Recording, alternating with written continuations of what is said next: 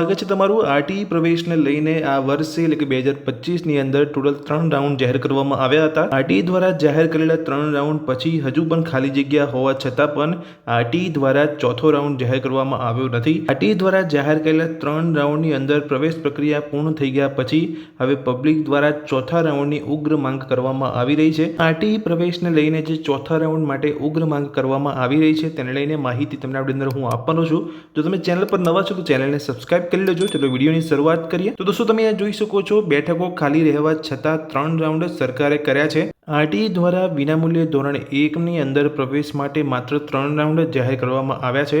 આરટીમાં ચાલુ વર્ષે સહિત 6 વર્ષમાં 82,000થી વધુ બેઠકો ખાલી રહી છે।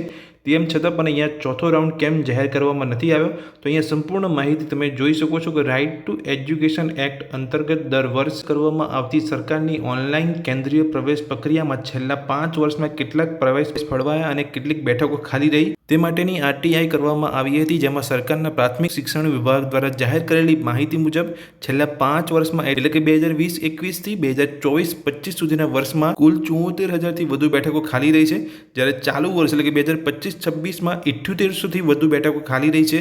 આમ 6 વર્ષમાં 82,000થી વધુ બેઠકો ખાલી રહી છે। 3 રાઉન્ડ બાદ ખાલી રહેતી બેઠકો માટે ચોથો રાઉન્ડ કે જરૂર પડે તેથી પણ વધુ રાઉન્ડ કરવા અને પ્રવેશ રદ થયા બાદ ખાલી રહેતી બેઠકોમાં બીજા વર્ષે પણ નવા પ્રવેશ આપવા માંગણી કરવામાં આવી છે। નીચે તમે જોઈ શકો છો આરટીમાં ચાલુ વર્ષે ધોરણ 1માં 9,700થી વધુ ખાનગી સ્કૂલોની 25% બેઠકો મુજબ 94,000થી વધુ બેઠકો સામે 3 રાઉન્ડ જ ફળવાયેલા કુલ પ્રવેશના 86,000થી વધુ બેઠકો ભરાઈ છે। ત્રીજા રાઉન્ડ 2,231 વિદ્યાર્થીઓને પ્રવેશ ફળવાયા હતા, જેમાંથી 1,213 વિદ્યાર્થીઓને પ્રવેશ કન્ફર્મ થયો હતો।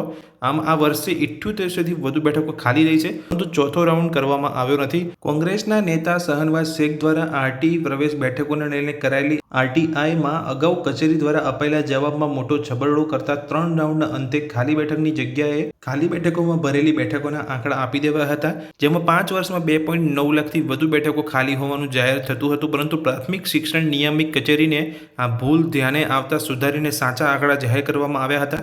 જે મુજબ આરટીમાં 5 વર્ષમાં 74,000થી વધુ અને 6 વર્ષમાં 82,000થી વધુ બેઠકો ખાલી રહી છે।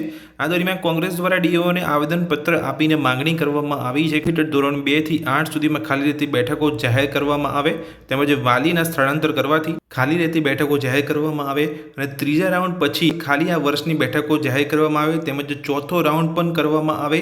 ખોટી આવકના દાખલા સાથે વાલીઓ દ્વારા ગેરરીતિ આચરી કરતા ધોરણ 1ના પ્રવેશને ડીઓ હોય છે, ત્યારે બીજા ધોરણમાં આરટીની બેઠકનું શું થાય છે અને ખાનગી સ્કૂલોમાં તેમાં કોનો પ્રવેશ આપે છે તે જાહેર કરાતું નથી। આરટીમાં અગાઉના વર્ષની ધોરણ 1ની કુલ મંજૂર વર્ગદીઠ બેઠકો કે સંખ્યાના 25%ને બદલે અગાઉના વર્ષમાં થયેલા કુલ પ્રવેશની 25% બેઠકો જ પ્રવેશ માટે ધ્યાન લેવાય છે, જેને લઈને પણ બેઠકો પૂરતી મળતી નથી। જોકે બીજી બાજુ વાલીઓ પણ ચોક્કસ સ્કૂલનો જ આગ્રહ રાખતા હોય, જે સ્કૂલમાં પ્રવેશ મળે છે તેમ પ્રવેશ ના લેતા કેટેગરી મેરિટ મુજબ પણ પ્રવેશ ના મળતા હજારો બેઠકો ખાલી રહી છે।